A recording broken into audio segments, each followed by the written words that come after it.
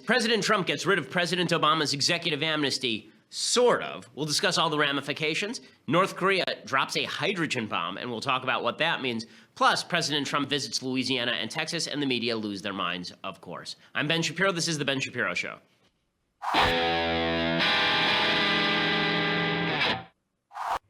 Alrighty, so I'm going to explain everything you need to know about President Trump's big move this morning to curb the Deferred Action for Childhood Arrivals program. This is President Obama's executive amnesty, and President Trump moves to sort of get rid of it, but sort of not, and we'll explain why this plan really doesn't please anyone. There's a better way to do it. There are a couple better ways to do it, especially if you would like to see immigration law enforced, as I would like to see immigration law enforced. My long-standing policy on illegal immigration has always been that the federal government should be working to remove people, not only criminals, but people who are not of benefit to American society, while leaving the people who are of benefit for American society to the back of the line. This has always been my policy on immigration. I've never seen why a blanket policy with regard to entire classes of people should be adopted. It's never occurred to me why it should be that everyone of a particular age from a particular country should get in, or none should be. That doesn't make any sense to me. But I'm going to explain why it is that what President Trump did today is not likely to please anyone on any side of the aisle, or to finish President Obama's executive amnesty. Before I get to any of that,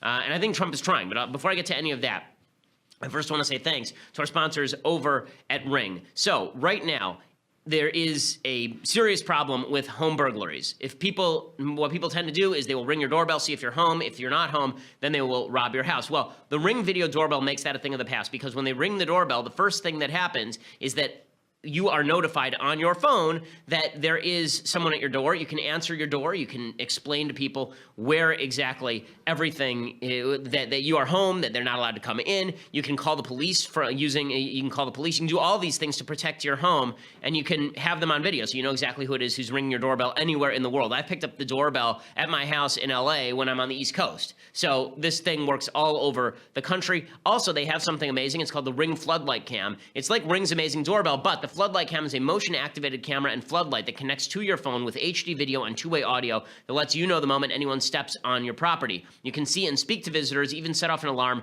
right from your phone so that people are notified the cops are on their way and they take off. With the Floodlight Cam, when things go bump in the night, you will immediately know what it is. I am a stickler when it comes to security because I've had so many death threats on me over the past couple of years particularly, and that means that I really rely on my Ring technology. You should too. Right now, you save up to $150 off a Ring of Security kit when you go to ring.com/Ben. That's ring.com/Ben. Again, $150 off that Ring of Security kit, which is something you ought to have for your property. Make sure your entire property is safe from intruders. Ring.com/Ben. Again, it's a motion-activated camera with the floodlight and notifies you, all of it. Ring.com/Ben. You get $150 off that Ring of Security kit, and let them know that we sent you by using that /Ben at the end of the web address, ring.com/Ben. Okay, so it was rumored over the weekend for the past several days that President Trump was going to announce an end to President Obama's executive amnesty. So let's start from the very beginning, a very good place to start, and that is what exactly was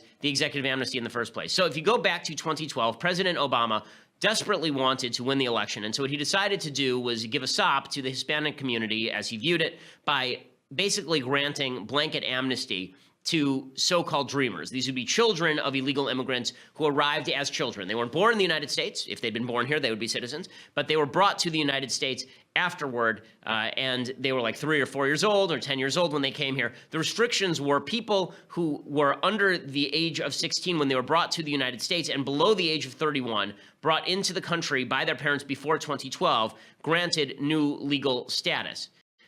Presumably, you had to be brought into the country, I guess you wouldn't get a permit unless you'd been in the country since 2007 for some continuous period. And that was the basic rule under the so-called Deferred Action for Childhood Arrivals program. And then there was DAPA, which was a program for their parents, the Deferred Action for Parents of Childhood Arrivals. Okay, so all of that was put in place by Obama through an executive order. It never passed through Congress. It was not a piece of legislation. All it really was Obama giving paperwork to people saying that they could work legally in the country, and him calling it a refusal to to prosecute the law. He said that he was doing this under prosecutorial discretion. His DOJ was not going to prosecute any of these people, and therefore he might as well give them papers. This was challenged in court, and it was basically struck down because the idea was it's one thing for you to say you're not going to prosecute folks. It's another thing for you to give them papers. If you give them papers, it's no longer a question of executive branch power. Now we're talking about something different. We're talking about an affirmative action by the executive branch without legislative approval. That's illegal. So DACA had basically been held up by the courts, but none of the people who had applied through the DACA program were being deported. And one of the things that happened because of all of this is a lot of people who were illegal immigrants went to the government, registered all their information because they were guaranteed a shot at essentially amnesty if they gave the information. The problem was always that if there was a situation where the next president was a Republican and decided to walk this back, now the government knew exactly where to find you if you were an illegal immigrant. Okay, so here is what Trump did. He had a bunch of choices as to what he could do on DACA. I'll explain what I think was the best choice in just a few minutes. But here's what he actually did. He announced that the administration would stop consideration of new applications for legal status beginning tomorrow.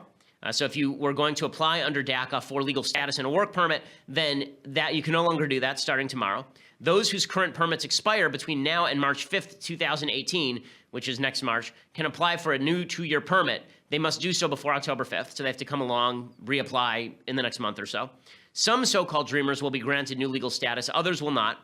But even after March 5th, which is the deadline for enforcement of these of DACA, well, that's the deadline where Trump says, okay, it's the drop-dead date, now we're going to start enforcing the law. He really says we're not going to start enforcing the law. He says we're not going to hand out new work permits or anything, but the Trump White House says it will not start deporting dreamers in serious numbers, but will continue to follow the Obama administration's focus on criminals. So basically nothing changed except for we're not going to give paperwork to people. And there's a little bit more uncertainty if you're a dreamer. Maybe Trump will deport you, maybe he won't. In all likelihood, he will not. Okay, a lot of this springs from a key ambiguity in how the right wing feels about illegal immigration and dreamers in particular. And this is a key ambiguity. Trump campaigned loudly and proudly on the idea that we have to have rule of law and these people have to go. It doesn't matter if you were brought here as a child. It's sad, but we as a country have a responsibility to fulfill the needs of our citizens before we start fulfilling the needs of other citizens. You shouldn't have come here illegally. Your parents shouldn't have. And we don't have an obligation as a country to take in anyone, right? That's not our responsibility. That was what Trump said repeatedly during the campaign. At the same time, Trump was saying during the campaign, and particularly afterward, that he wants to keep the dreamers here. So he had this sort of split message. Here was Trump just a few weeks ago talking about how he loves the dreamers. Thank you very much. Sometime today or over the weekend, we'll have a decision. We love the dreamers. We love everybody. Thank you very much. Thank you. Okay, we love the dreamers. We love everybody. So he's got these conflicting messages. One is I want to enforce the law. Two is we love the dreamers. So here is the split in the Republican Party over Obama's executive amnesty. Everyone sort of wants the executive amnesty gone, but for two different reasons. Reason number one, it's illegal for the executive branch to usurp legislative authority this way. This is the position of Speaker Paul Ryan. This is the position of a lot of the sort of leftists in the Republican Party on illegal immigration. A lot of them say, you know, we sort of like what Obama did, but we don't like that Obama did it, right? Obama should have gone through Congress. We should have passed legislation. This is not something the executive branch gets to do on its own. Fair enough. I agree. It's unconstitutional. And the courts have largely agreed with that as well. The second reason that people disliked Obama's executive amnesty is because they actually didn't like the executive amnesty. Not because it was illegally done, not because it was done in piss-poor manner by the executive branch, but because they don't actually want amnesty for dreamers. This is Trump's most vocal base. This is people like Ann Coulter. This is people like Steve Bannon. This is people who were really on the Trump train from the earliest point, right? People like Jeff Sessions, the current attorney general. These are people who actually would like to see a lot of dreamers deported. And this is crystal clear that there is this split in the Republican Party. So Trump now has to make a choice. Is he going to revoke DACA on the first grounds or on the second grounds? In other words, does he really agree with his own base? Does he really want to get rid of DACA and start deporting dreamers? It's pretty clear that he does not. It's pretty clear that he does not. And it's pretty clear from his policy that he doesn't. Because what it really looks like he's doing right now is he is saying that he's going to get rid of DACA in order to push Congress, in order to actually enshrine DACA, and then maybe as a sop to his base, give him funding for the Trump wall. So this is the trade that Trump is looking for. Trump is looking for this trade. He wants DACA to be replaced Okay, not actually gotten rid of. He wants to see it encoded. He wants to see it enshrined. He wants to see Congress actually make Obama's executive amnesty the law of the land, not through the executive branch. He wants to sign into law the executive amnesty, so it's just amnesty. Right? Trump actually wants that. But in return, he also wants the Trump wall. And he's hoping that that will be enough of a sop to his base. This is a serious problem. This plan is not going to please anyone. The only people it might please are some of the people who oppose DACA because of the manner in which it was implemented, but they're lefties on immigration, people like Paul Ryan. Paul Ryan might be happy with this particular plan. And in fact, Paul Ryan basically came forward and said, yeah, I think we're going to try and pass something now. But if Trump's legacy in the first year of his presidency is no Obamacare repeal, no tax cuts, no getting rid of the Iran deal, and we will pass a piece of amnesty legislation that is actually stronger than what Obama did, I think a lot of people in his base are going to be pissed, and they have good reason to be pissed off. So here's why everybody is going to be angry from all sides on this particular policy. For the people who are advocates of getting rid of DACA because they actually don't want DACA, because they want the Dreamers deported, Trump clearly doesn't want to deport the Dreamers. And the problem is that Trump has already signaled he doesn't want to deport the Dreamers. So imagine you're a member of Congress, and Trump is coming to you, and he's saying, listen, I'm going to get rid of DACA. I'm getting rid of the executive amnesty, and then I'm going to start deporting people. But if you want those people to stay, all you have to do, people, is give me the Trump wall. That's all you got to do. Just do it, the Trump wall. Imagine you're a Republican member of Congress now. You are in serious trouble because you are stuck between a rock and a hard place. If you vote to give Trump what he wants, your own base will crucify you for having caved on DACA. Your own base will probably primary you for having said that you're going to enshrine DACA. And if you don't give Trump what he wants, then your own base could go after you because you're not giving Trump what he wants. So Trump has put them all in an awkward position, right? And this is a serious problem for the people in the Republican Party. So what's their easiest solution? Their easiest solution is to do nothing, because they know that in the end, Trump actually isn't going to implement his new ban. Trump isn't actually going to deport all these people. So all these Republicans can just sit tight, stay out of the fight, vote for nothing, and then 6 months pass, and then Trump basically does nothing, and everything goes back to normal, and whatever, right? That's the easiest solution. No Trump wall, no nothing, no legislation. Republicans don't want to have to affirmatively own the executive amnesty. They don't want to have to do that. But Trump wants them to do that so that they'll give him the Trump wall, and also because then it's not on him, right? Then it's not Trump's responsibility for not getting rid of the executive amnesty. It's all Congress's responsibility for not getting rid of the executive amnesty. So basically, Trump is kicking the can down the road because he doesn't want to take responsibility for getting rid of the executive amnesty in the first place, right? Trump wants to make a deal. And Trump's deal is not something his base is going to be happy with. And then there are the people who love DACA. And they're not going to be happy either. And I'll explain why in just a second. But first, I want to say thank you to our sponsors over at the U.S. Concealed Carry Association. So it's the middle of the night.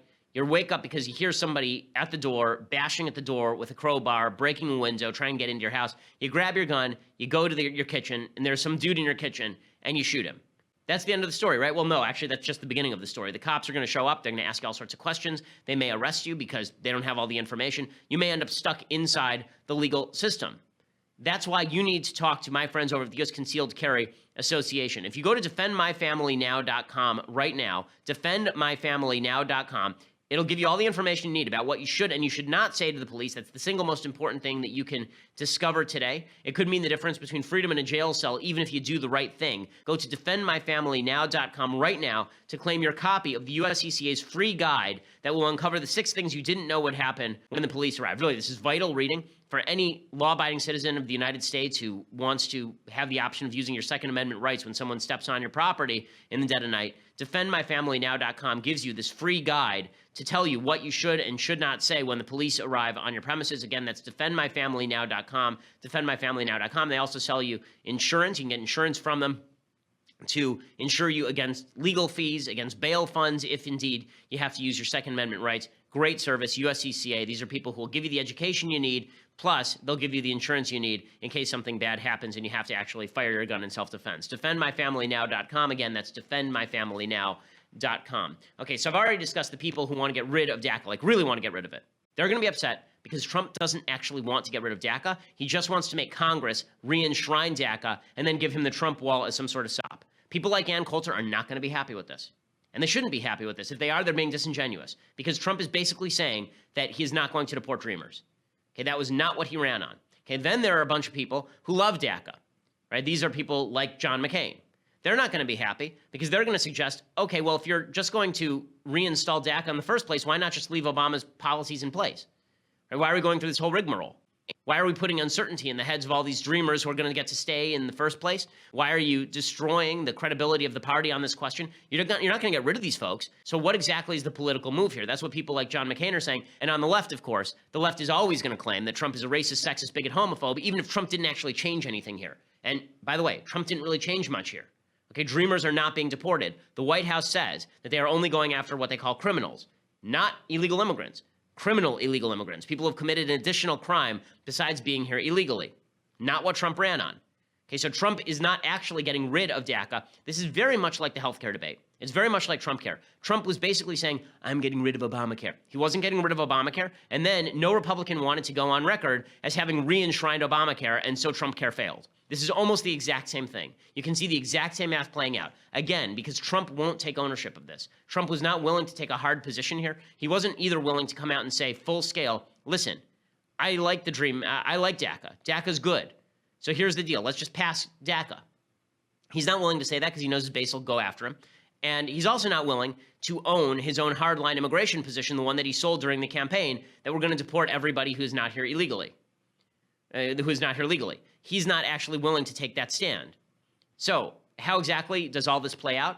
Well, it plays out with nothing happening, basically, because Republicans are split on DACA. The chances that a piece of legislation passes here, a big piece of amnesty legislation passes with solely Republican support is low. Democrats have no incentive to actually pass anything. Democrats want to run on this. There's a lot of optimistic thinking from people like my friend Hugh Hewitt that Democrats may jump on board and pass a piece of bipartisan legislation with Trump re-enshrining DACA. They're not going to. Democrats want to run on this in 2018. They love the vice that Republicans are now caught in. Republicans are caught between their base and the general public. The general public is basically okay with the dreamers. The base really is not. That means that all of these Republicans are now going to be forced to go on record with either a very unpopular position with their base or a very unpopular position with the general public. Okay, this is bad politics. Now, the reason it's particularly bad politics is because there is a better solution. There's a far easier solution. Okay, this one was suggested by Byron York of the Washington Examiner, who's a big Trump fan. Okay, Byron York suggests there's a very simple solution here, and he is totally right.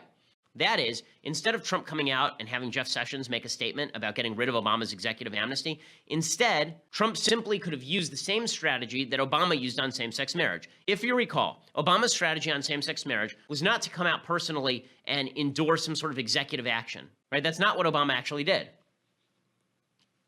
What Obama actually did was something very different. What he did was he waited for a bunch of states to sue, and then he said, we're not going to defend traditional marriage. We're not going to defend it in court. Right? I'm not going to make Eric Holder defend traditional marriage in court. And then the Supreme Court said, oh, well, there's nobody who's actually defending traditional marriage, so we'll strike down traditional marriage. Right? This is what Obama did with same-sex marriage. Trump could have done exactly the same thing with the executive amnesty. Like beat for beat, note for note. He could have done the exact same thing. All Trump had to do was just wait for all of these lawsuits against DACA to go forward, wait for DACA to be struck down, and then say, listen, guys, if you want DACA back, just pass a piece of legislation that includes funding for the Trump wall. That would have been his smartest move.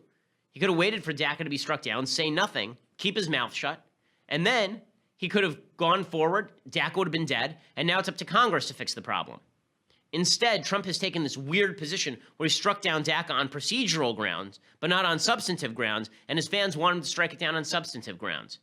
Trump would have all the leverage. Once the courts got rid of Obama's executive amnesty, Trump would have every bit of leverage, all the leverage, not some of it, all of it. Because then we'd go back to the system beforehand and Trump wouldn't have even said anything yet, right? Trump could have had a credible threat. Listen, there's no law in the books preventing me from doing this. I don't have to get rid of executive amnesty. Executive amnesty was illegal. And listen, we have to enforce the law. That's what the law is on the books. So guys, either fix it or go home. Fix it and give me my wall, right? That's not what Trump did here. So this is actually really bad strategy. It's actually very poor strategy, particularly going into a midterm. And what it comes from is, for President Trump, I think, a deep and abiding need not to be the bad guy. I mean, this is actually one of the things that's sort of fascinating about President Trump as a person, is that Trump does not want to be the bad guy in any given scenario. He doesn't actually like firing people. For a guy who likes firing people and it plays the bad guy on TV a lot, he doesn't actually like doing the dirty work of punching someone. He doesn't actually like doing it. When he got rid of James Comey, he tried to put it on his Deputy Attorney General, Rod Rosenstein. When he got rid of Mike Flynn, he tried to make it look like Flynn was resigning. When he got rid of Steve Bannon, he tried to make it look like Bannon was resigning. Like, every move that Trump makes is designed to shift responsibility to someone else. On this one, he's trying to shift responsibility to Congress. Well, he could have done that without even getting his hands dirty. But what he's doing by doing this so obviously is he's trying to posture for his base, saying, listen, I'd get rid of DACA, but this Congress, it's up to them now. I don't know. Right? By shifting responsibility to Congress, he's avoiding the responsibility of having to take a position. And that's not good, because without that presidential leadership, DACA will be enshrined. Okay, Congress will try to pass something. And you could see a situation very easily where Speaker Ryan, Mitch McConnell, they actually decide to put forward bills with Democrat support enshrining DACA, or they decide to let this thing go all the way for 6 months, and then Trump has the situation back on his hands. You can see Congress kick the ball right back to Trump, and then Trump says, well, and then we just go on the way we were before. If you're Trump's base, I don't know that you can be happy with this. Like, if you're going to be intellectually honest, I don't think that you can be particularly happy with this. And again, I'm the guy who wrote the headline a week and a half ago when Trump was talking about getting rid of executive amnesty. I'm the guy who a week and a half ago said that that was a good thing worth doing. But it's only good and worth doing if you're willing to enforce the law or replace it with a better law. It's not worth doing if your entire goal here is just to sort of posture about it and then go right back to the same enforcement policy that Obama had. That's not good, and it's certainly not a good policy if you want Congress to enshrine executive amnesty as the law, right? It's not good on Trump. It's not good on Ryan. It's not good on McConnell. It's really it's laid out about as poorly as you can. I wish I could say that Trump was doing a beautiful job with this, but I just don't think he is. I think that he's unwilling to face up to the conflict inside the Republican Party and take a hard position, so he split the baby. Splitting the baby in politics is basically the worst possible strategy. And I want to explain about that in a second, why Republicans have a tendency to split the baby while Democrats really don't. I'm going to explain that in just 1 second. But first, I want to say thanks to our sponsors over at Blinkist. So, you're an information junkie. You are. If you're listening to this show, it's because you love having information mainlined into your brain. It's just something that you're into all the time. Well, over at Blinkist, they ensure that you are going to be able to read 5 books a day. How do you read 5 books a day? Well, what they do is, and these are not audiobooks, they are basically the major points of a book. They sum up the major points of some of the best-selling books in America, and they give them to you in these 15-minute packages they call blinks. So if you're on the road for half an hour and you're stuck in traffic, instead of you just wasting that time, you can now get through 2 best-selling books, 2 of these books that you've always wanted to read, but you don't have time to get through 700 pages. It'll cost you, 3 days to get through that book. Instead of doing that, you can listen in 15 minutes, get the main points of the book. The fact is, after you read a book, folks, you're not going to remember 600 of the 700 pages. You might remember 4 or 5 of the key points in any given book that you read. You get those key points from Blinkist without actually having to read the book. And it really is terrific. They have over 2,000 of the best-selling nonfiction books transformed into these powerful packs that you can read or listen to in just 15 minutes. And you can learn on the go. Blinkist is awesome. And right now, they have a special offer just for our audience. If you go to Blinkist.com/Ben right now, you can start your free trial, or you get 3 months off your yearly plan when you join today. That's Blinkist, Blinkist, Blinkist.com/Ben to start your free trial, or get 3 months off your yearly plan. Again, that's Blinkist.com/Ben. And some of the titles here are just, I've read a lot of these books, and I promise you, I don't remember 15 minutes worth of material from the books. I enjoyed the books, but you can enjoy what the books have to say without spending the hours of actually having to do it. The Power of Habit, great book. Flow, Drive, these are all books about how to make yourself more efficient. Thinking Fast and Slow, which is a terrific book by Daniel Kahneman all about human behavior. It's like a 500-page book. You can read that book in 15 minutes. I mean, you don't have to read it. You just get the main points of the book, and it tells you what you need to know. Again, Blinkist is terrific. It is smart. It is informal, but not sloppy. It's great. It gives you everything that you need to know in any of these books. Bar none, it's the best. It's one of the best services that you can get on your phone. Blinkist.com/Ben. Start that free trial. Get 3 months off your yearly plan. Really is a great service. Okay, so here is the problem for Republicans. What Obama did, and he did a lot of it while he was president of the United States, is he shifted the ground. He shifted the ground. That's what Obama did. That's what Obamacare was. This is what Democrats understand that Republicans don't. Democrats understand that when you have power, you have to use it now. And even if it means that you're going to lose it for a little while, you change the nature of the playing field. So when's the last time Republicans had unilateral control of Congress and the presidency, and they passed a major piece of legislation that shifted the groundwork, making it nearly impossible for Democrats to roll back? When's the last time? Republicans had control of all 3 branches of government from 2002 to 2006. Nothing major passed. Nothing. Okay, they didn't shift the groundwork in any substantial way. Democrats had control of the House, the Senate, and the presidency from 2008 to 2010, or 2009 to 2011. And in that time, they passed Obamacare, which dramatically shifted the groundwork. Now, Democrats lost 1,000 seats across the country. They lost the House, Senate, and presidency on the back of Obamacare. They didn't care. The reason they didn't care is because they now understand that they've shifted the way Americans think about healthcare. We now think it is government's job to provide you healthcare. Once we're in that world, Democrats have now won. They've now taken another area of territory off the board. Okay, they just took Casterly Rock. They may have lost a lot of troops to do it. They may have put themselves in a bad political position. But that bad political position is temporary. The change they made is permanent. Democrats understand this. Same thing is true of executive amnesty. By Obama moving forward on executive amnesty, he lost Congress in 2014 based on his executive amnesty. There's a huge backlash to the executive amnesty, but because he knew that it was going to shift the groundwork, that it was going to make people feel like there were 800,000 people who'd basically been given legal amnesty in the United States, he knew that walking that back was going to be damaging for Republicans. He shifted the groundwork. Republicans are never willing to make those same sorts of sacrifices. Republicans could have gone for broke on Obamacare, on repealing it. They could have changed the circumstances on a fundamental level. They didn't. Okay, they could do it on taxes. They're not going to. They could do it right now on amnesty. They're not going to. Instead, Republicans are always fearful of losing power because when you're a conservative, your typical job is to stop Democrats from doing insane things. But the problem is that if you think your only job is to stop Democrats from doing insane things, you can only do that so long as you have power. Well, you're never going to have power indefinitely. That means that if Democrats have power for 5 minutes, boom, they shift the game. The playing field has now been tilted. And now you're fighting an even more uphill battle.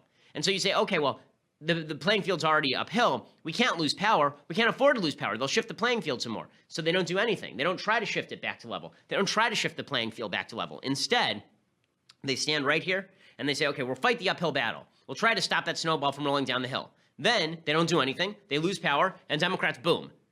They move the entire hill, right? The hill again shifts. Okay, so this is why Republicans are failing at this. Imagine if President Trump had come out and he had said, listen, we are now going to enforce immigration law. The rule of law is back in force. It's back in force. And the new immigration law that we are going to enforce is that if you are not here and of benefit to the United States, you're gone. That would be a very difficult policy for Democrats to fight because most people in the United States believe that on a fundamental level. But Trump isn't willing to do that because he's afraid of the bad headlines. And he doesn't want to be the bad guy. And the same thing is true of Republicans in Congress. Basically, Republicans are a bunch of cowards on this issue, just like they are cowards on a number of issues, and they are not willing to take a hard and fast political position because they're afraid of the blowback if they do, which will give Democrats back power, and then Democrats will move faster. What they fail to see is that if you do not expend political capital, you can never shift the playing field back in your direction in any serious way. And so this is it's a serious problem, and I'm not sure that Republicans know how to fix it. I want to talk about North Korea as well, because over the weekend, this DACA news, this executive amnesty news, has obviously shifted the political discussion. But the actual biggest news over the weekend was that North Korea tested out a hydrogen bomb, which is pretty shocking. We'll talk about that. But for that, you're going to have to go over to dailywire.com and become a subscriber. For $9.99 a month, you can become a subscriber to dailywire.com. Get the rest of this show live. You can also get Andrew Klavan's show live. That'll be starting in just about 45 minutes here. You can get Michael Knowles' show live. You get all those shows live later when we post them on our Daily Wire website. Then you can watch them without any ads. You also get our website ad-free. You can be part of the mailbag on all three of those shows. We do our mailbag here on Fridays. You can get your questions answered. I get hundreds of emails a day from people who want their questions answered.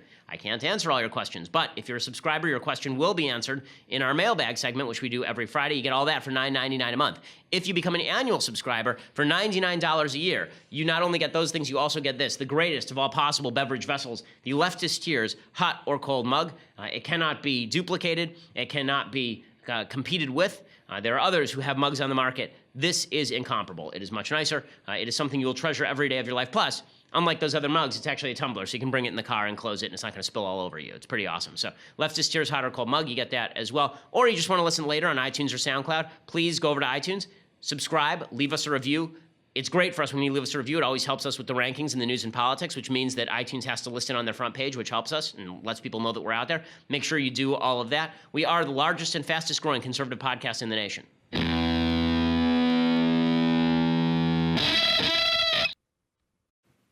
So what's odd about what Obama's doing with the, what Trump rather is doing with the executive amnesty is that Trump actually has some serious political capital now. In the aftermath of the hurricane, Trump has real political capital. Here's some video of President Trump in Louisiana over the weekend. Here he is. He decided to make a second trip down to the storm-torn region and hand out supplies and do some photo ops, which is stuff that is good for him, obviously. Here's some video of Trump in Louisiana. You can see this enormous crowd that showed up for Trump. And here he is at one of the trucks, shaking hands with people with the happy-dappy music. Trump shaking hands with some more folks. And then here is some video of Trump at the Houston, let's do the Houston shelter tape. So here he is at the Houston shelter talking to a bunch of the victims of Hurricane Harvey, talking about how bad all this was. Happy. We saw a lot of happiness.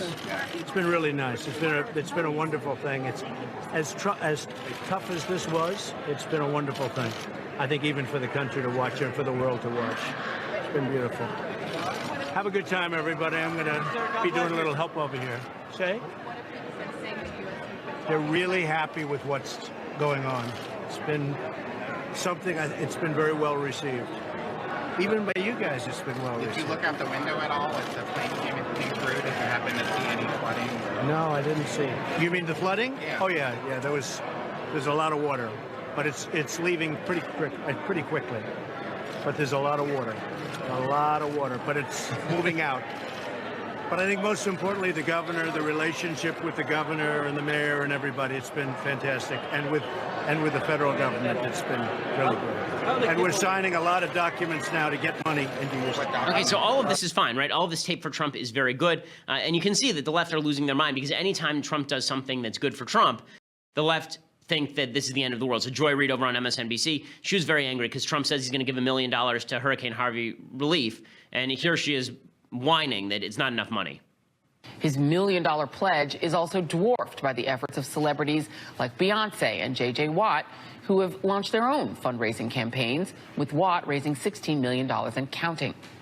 Okay, so, there she is ripping him. And then Gabe Sherman from New York Magazine, he comes out and says, the big problem here is that Trump is really trying just to avoid responsibility for the Mueller investigation, that as the Mueller-Russia investigation goes on, he doesn't want focus on that, so he's going over to Hurricane Harvey land. This is just, again, this shows how crazy the left is. When the left is this crazy, folks, that's an indication that Trump is winning.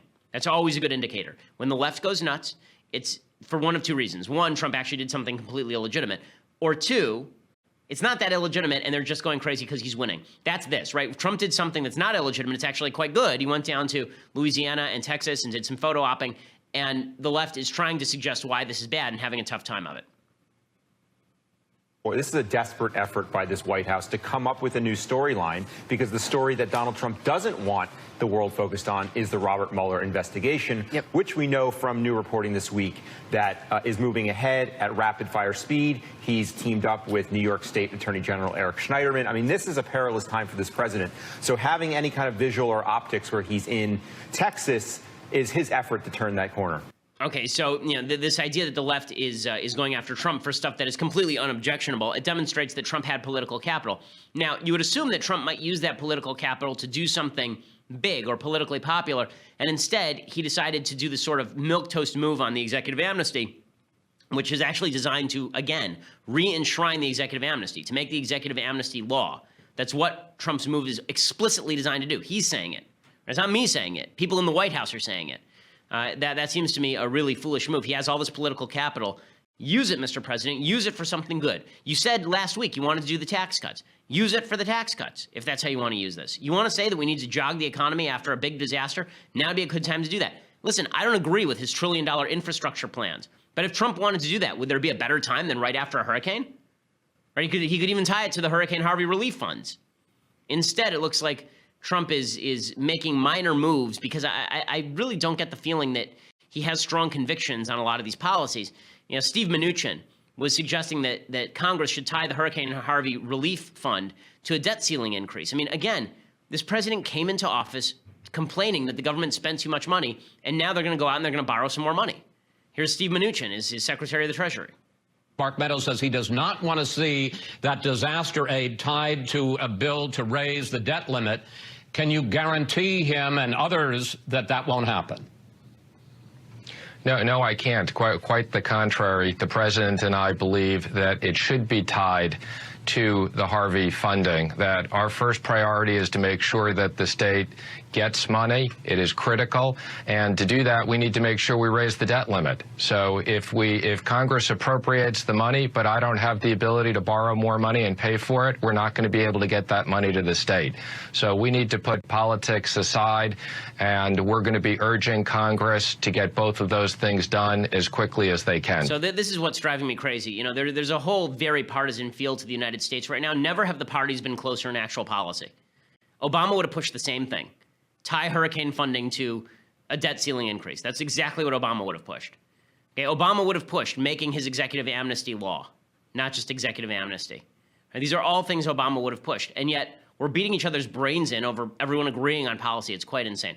Okay, meanwhile, on the international scene, the North Koreans launched they did a nuclear test that actually created a 6.3 earthquake.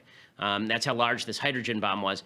So they now have an H-bomb, and they are suggesting that they can affix it to the tip of these ICBMs that they've been test firing and that are capable of reaching the United States. President Trump had a series of tweets on this over the weekend. Here's what he tweeted. He tweeted, "North Korea has conducted a major nuclear test. Their words and actions continue to be very hostile and dangerous to the United States." And he continued, "North Korea is a rogue nation which has become a great threat and embarrassment to China, which is trying to help but with little success." And then he finished by saying, "South Korea is finding, as I have told them, that their talk of appeasement with North Korea will not work. They only understand one thing." Again, I don't want to criticize Trump too much because I don't think that this was, it's not a problem of his making. It's a problem of Clinton's making. It's a problem of every president since Truman's making is North Korea. But when he says things like South Korea is finding that their appeasement doesn't work, only one thing works, what's the one thing? Force? Threats of force? How's that going to work exactly?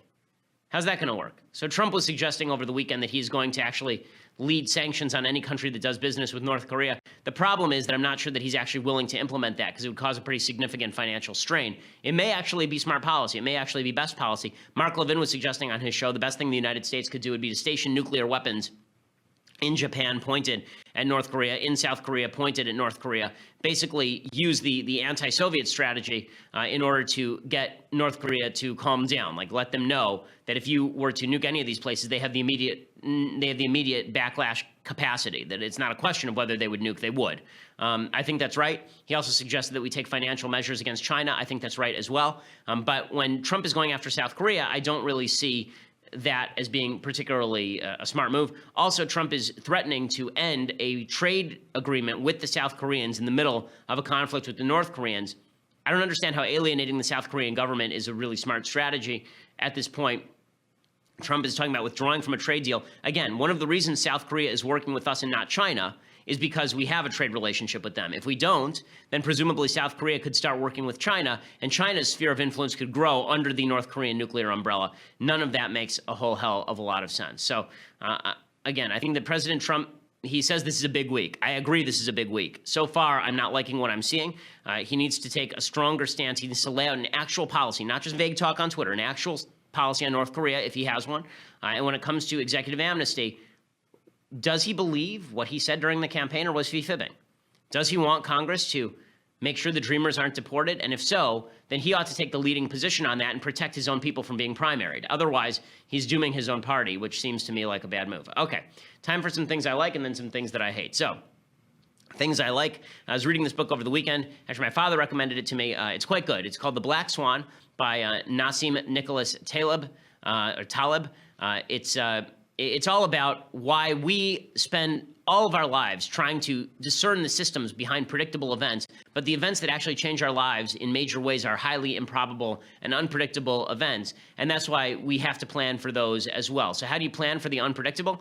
Well, one of the ways is you have a certain amount of your assets, for example, in the financial market, you have a certain amount of your assets in really, really predictable, safe assets, and then you take a certain percentage and you put them in high-risk things, because one of those risks could come up green, and all of a sudden you're making $1 billion. That's sort of his investment strategy. When it comes to planning for foreign policy, the same thing. You should try and think of every possible contingency, because the fact is that there are going to be some things that happen that you don't know about. Like, I think, for example, that the risk of North Korea nuking us is actually much lower than the risk of Pakistan initiating a nuclear war at this point, because I think North Korea knows that they don't want to be destroyed. Right now, there's a better chance that the Pakistani government falls to the Taliban, for example, and suddenly you have the Taliban in charge of nuclear weapons, and they don't care. Right? Same thing with Iran. So, you know, the black swan is a really interesting way of looking at the world that most people don't think about. Talks about sort of what happens if all of life if all of life's events are identifiable on a bell curve, and most of those events happen in the center of the bell curve. The black swan is about why the events that happen all the way out here on the ends of the bell curve, those are the ones that really determine the fate of countries and the fate of individual lives. Okay, other things that I like. So I have to laugh. I thought this was funny what Trump did. So Hillary Clinton, her new book is called What Happened? And so Trump tweeted out or retweeted a meme that was going around. So it says, "What happened? Hillary Rodham Clinton." And then the response is, "I happened," and it's just a picture of Trump. So I do think that that's funny. You know, it's typical Trump. It's people who love this about Trump. People who hate this about Trump. But there's some truth to it, obviously. And Trump did fight Hillary in a way that a lot of other candidates would not have. So when people say, oh, well, if Trump hadn't won, then Rubio would have won, I'm not sure that that's the case. I'm not sure that campaign runs even close to the same way. Okay, time for a couple of quick things I hate. So, thing I hate number one, Jesse Jackson, literally one of the world's worst human beings. He came out over the weekend and said, President Trump is definitely not going to make it into the kingdom of heaven. Trump says you must be able to speak language, English, qualified, and have a job skill. Jesus would not qualify to come in Trump's country. And he would not qualify to get in Jesus' kingdom. Okay, so why is it that Jesse Jackson gets to be the spokesperson for God's kingdom? Now, calm down there, Augustine. This routine where a guy who is known to have had affairs as a reverend, who's been involved in alleged criminal activity for many years, this is him being the great judge of who goes into heaven and not. It seems to me a little bit of a stretch. I have my criticisms of Trump on a personal level, but whether he goes to heaven or not seems to me much more of a God decision than a Jesse Jackson decision. Okay, final thing that I hate. There's this tape that's going around, and these are going around now all the time on the internet. These parents who are looking for attention and a media willing to grant it to them, they've decided to destroy the lives of their children. These parents took an 8-year-old boy and made him into a drag queen. And then all of the media decided to trumpet this as just the bravery of the parents. The kid's 8, okay? The kid doesn't have hormones yet. It's not like you're talking about a 15-year-old boy, okay? You're talking about an 8-year-old who's not even hit puberty yet, and you're destroying his life, because guess what his school's gonna be like next year? Guess what it's gonna be like when all the kids at school say, well, what, like, is he actually a girl? No, he's just a boy who likes dressing as a girl. And this kid could grow out of this stage. I mean, why would you, like, I think that it's actually nasty for parents to post stuff of their kids on the internet at pretty much any point, because kids deserve privacy. They're still figuring out who they are. And here you are making your kid into a mockery in order for you to feel good about yourself, as though you're some sort of tolerant parent because your 8-year-olds want to do something. Guess what? My kids want to do stupid crap all the time. You know what? I tell them no, because I'm the parent. Okay, it's my job to guard them from their own stupidity. It's my job to guard them. Listen, if you decide as a parent that you want your kid to do this, do it in the privacy of your own home. But exposing this to public view to millions of viewers, what's this kid's life going to be like? Do you even give a crap about your kid? I mean, really, but the media, of course, is happy to run with this. Lactation is the devious diva you could ever think of.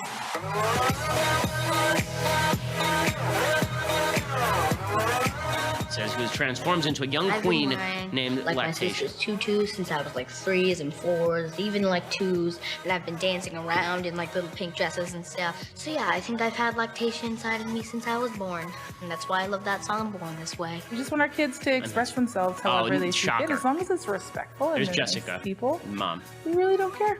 I like dancing, and I like performing, and I love, not only I love dressing up. It makes me feel very happy, like I am accepted. The yellow wig with the red dress, and then the blonde wig with this dress. When he was about 2, he came to me with Mr. Potato Head earrings and asked me to put makeup on him. So we did a little like drag photo shoot, and he duck faced. It was very sweet. And yeah, anytime he wanted makeup, I just put some on him. A little bit of dark and a when little bit of swoon. When he was 2. And then a little bit of power couple. I want. Okay, I have a question. Where's Dad? You see Dad anywhere in here? I'm not seeing dad anywhere in here. You know why? Because I don't think dad's here. I think this is a mom who is very screwed up, screwing up her kid from the time the kid is 2 because she wants attention.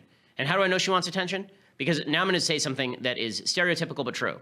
Okay, if you wear giant nose rings and you have tattoos across your chest and you wear low-cut things to demonstrate the tattoos across your chest, I'm going to go out on a limb here. You want attention. Okay, just go out on a limb here. You're not somebody who is an introvert. Taking an 8-year-old and suggesting that an 8-year-old is capable of making decisions about the rest of his life before he's even had a sexual feeling is just, it's just devastating. It's just devastating. And she's been doing this to this kid since the kid was 2. Like, well done, parent. I mean, the child endangerment should have picked this kid up from his parent a long time ago. Really, just garbage parenting. Your job as a parent is to guide your child, not to indulge a 2-year-old's fantasies. What stupidity and what horror. The moment a society decides parents are not to be parents, but children are to be adults, and adults should act like children, this society is done. Okay, so we'll be back tomorrow. I'd like to see what President Trump has to say. I'm sure there will be more fallout from his decision about executive amnesty, and we'll see whether the right wing is willing to go along with him or whether they are going to make a more honest assessment of what this policy actually is. I'm Ben Shapiro. This is The Ben Shapiro Show.